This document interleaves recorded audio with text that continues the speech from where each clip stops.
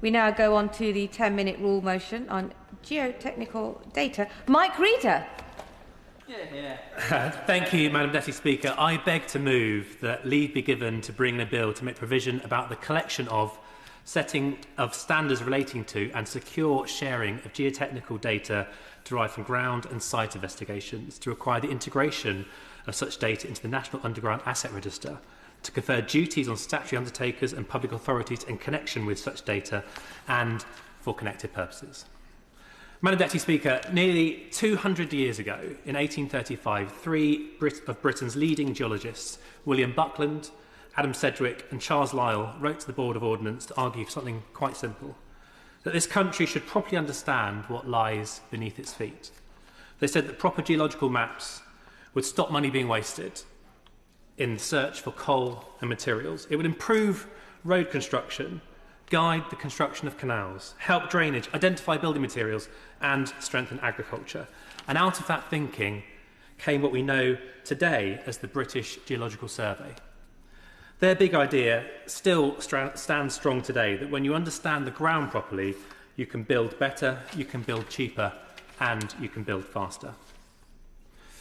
We talk a lot in this House about growth and opportunity, and as someone who joined the House after working for the best part of 20 years in construction and infrastructure, I have to say I'm pretty happy about that, because I come from a sector that's the economy that's made physical.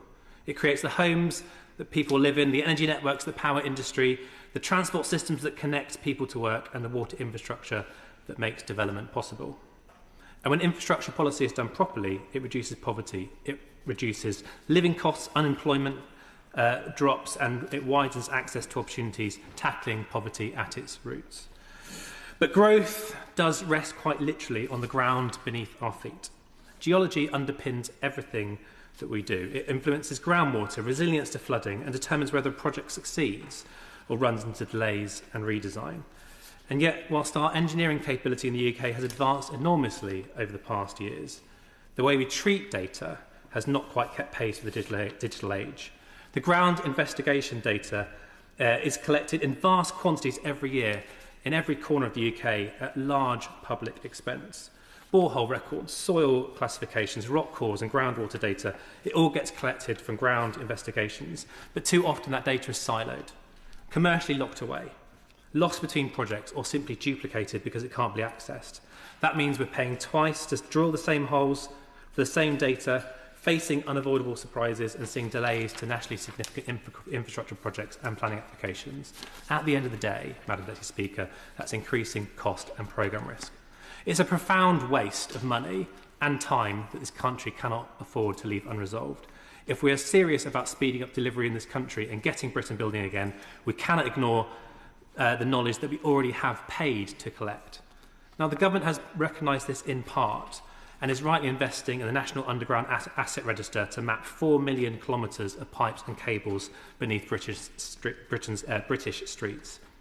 But the register currently focuses on the assets that we put into the ground, not the factual data around the ground itself. So whilst we are modernising how we map buried services, we aren't yet systematically ensuring that factual ground investigation data, where it exists, can be securely shared and reused through that same national platform. And Madam Deputy Speaker, that's what this bill seeks to address. The bill is not a radical rewrite, but rather a focused, proportionate and extension of existing plans. It will bring factual ground investigation data and underground asset data into one place and build on the UK industry's initiative on format to allow data to be readily inputted and accessed digitally. It proposes we initially limit this information to borehole records, site investigation reports and soil, rock and groundwater data. It does not mandate the extensive, retrospective and expensive upload of data, but it does mirror the existing regulations created under the Data Use and Access Act to determine what data is shared, where and in which format. It builds on the successes of other nations, such as the Netherlands, who have successfully implemented such a scheme and are already seeing great results. In short, it complements the current framework and what the government intends to do. It does not change it.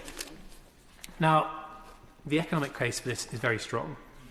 The government believes that the National Underground Asset Register in its current state alone will generate over £400 million of savings per year. But the reuse of ground investigation data has been estimated to be worth an additional £1.2 billion per year to the UK economy, alongside massively reducing the carbon footprint of construction. And we've got some proof to prove those lofty figures. The British Geological Survey's National Geological Repository, based in the constituency of my honourable friend, the member for Rushcliffe, has already returned up to £36 for every £1 invested, saving £1.5 billion through data use. Those numbers echo the 1835 argument that good geological information prevents waste and improves the use of capital. Early access to existing ground investigation data sets up projects for success, reducing uncertainty and the chance of delay and cost increases. And to put that into perhaps a real example that colleagues may know in the House, HS2, the cost of ground investigations on phase 1 is over £300 million. That's £300 million of public money spent for data that will now be locked away for decades and lost. But data that could be used to help better deliver the growth that we need. Now, Madam Deputy Speaker, before bringing this bill forward, I wanted to make sure that what I'm proposing is deliverable and not just a great theoretical idea that will never get off the ground.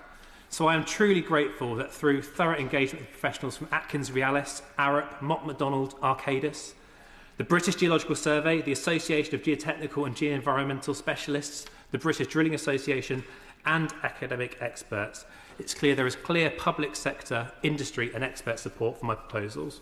All were clear that the current system leads to duplication and inefficiency. They want clarity, they want standards, they want proportionate regulation that enables these provisions and the reuse of data and levels the playing field. But Madam Deputy Speaker, above all else, I would like to pay personal tribute to Holger Kessler, who joins us in the gallery today, the geologist and geoscientist who sparked the idea for me of including ground data in the National Underground Asset Register, and of course Theo Shaw, my head of office, who's sitting in the gallery as well, who now knows more about geology and geotechnical engineering than any parliamentary staffer probably ever would want to. Madam Deputy Speaker, this bill ultimately is about delivery. It updates nearly 200 years of legislative thinking for the digital age. For too long in this country, we've announced ambition but failed to modernise the systems around that ambition that will make sure it's realised.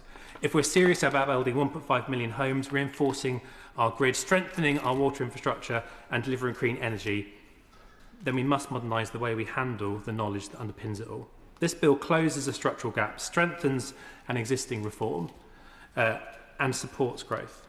Nearly 200 years ago, Parliament supported the creation of a national geological capability because it understood that better ground data leads to better outcomes. This bill leads on that legacy. The United Kingdom, which led the world in establishing the British Geological Survey, should not fall behind. If we are to understand the ground properly, we can build better and we can build more. And when we do that right, we expand opportunity and tackle poverty. That's Labour policy in action. I commend this bill to the House. The question is that the honourable member have leave to bring in the bill. As many of that opinion say aye. Of the contrary, no. I think the ayes have it. The ayes have it. Who will prepare and bring in the bill? Madam Speaker, Alistair Stratton, Mr Luke Charters, Noah Law, Kirstine Sullivan, Rachel Taylor, Perrin Moon, Miss Polly Billington, James Naish, Lizzie Collins, Amanda Hack, Kat Eccles and myself.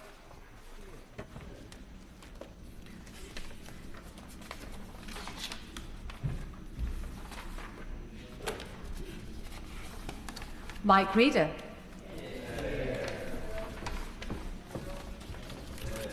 Nice and straight now. Oh, back. No.